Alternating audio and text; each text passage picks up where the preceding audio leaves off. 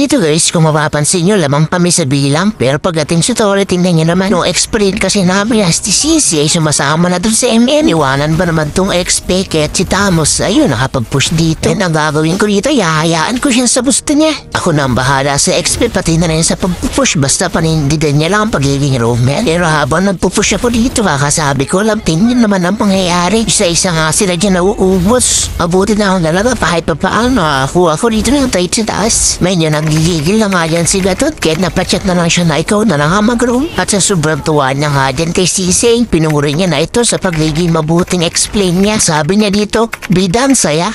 Kung mapapansin nyo dito sa mapa mo, nag-load na nga sila. Susubukan ko pa sana dyan humabol pero wala na, nakapag-load na. Ilang minuto pa lang ako hindi nakasama doon pero tinignan naman nakapag-load na sila. Mantikot pa sila nahubos kahit dito sumama na ako. Di kasi ako sumama baka mabaliktad pa nila. Nagmamarcha pa lang naman 100 kaya sumama muna ako dito sa Golden Lane. At tulad nga naman na-expect ko, ako pa rin ang magdedep dito. Grabe naman Sisi, dapat pala kanina pa nakipag-swap roll ka na. Parang natutuwa ang mga kalaman pag hindi ako kasama sa clash tech dito. Sumama na ako. Tatlo nga ang mahuli ko dyan at may iwasan ko yung ulti ni Lolita. Katapos ko dyan napitas yung Mia na iwan din yung Tamos.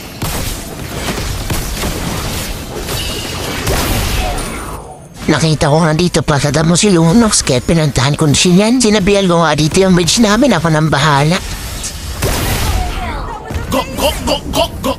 Ito na si San Goku, naglalakbay na mapuntang Palawakan. Aray ka, naging Dragon Ball pa.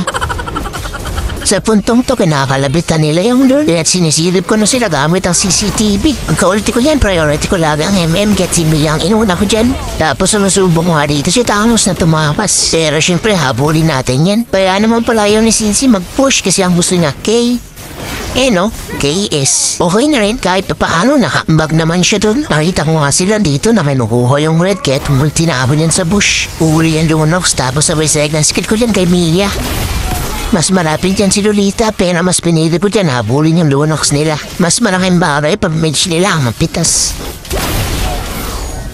Sumunod pa nga dito si Karina pero taon-taon pa yung lugod na yun ibigay sa akin kasi nakakasar pa. Pero okay lang sa akin, kampi ko naman yan eh. Tapos nakita ko si Lolita doon kahit nabuhayan ako at baka sakali. Eto na Lolita. Mukhang mapipitas na siya dyan ni Aluhot pero okay lang. Kampi ko naman yan eh. Nakita ko nga dito nagulti na si Lunox kaya sumugod na ako dyan.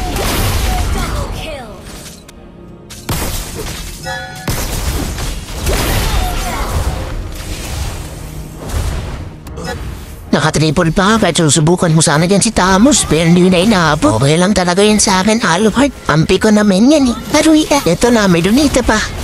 Aray ko, idadaan niya na lang yan sa TV pero kamao nakatikom na. Pero syempre ang mahalaga ay panalo. Kaya naman syempre, victory! O Sherpan, ganito lang ha. Salamat!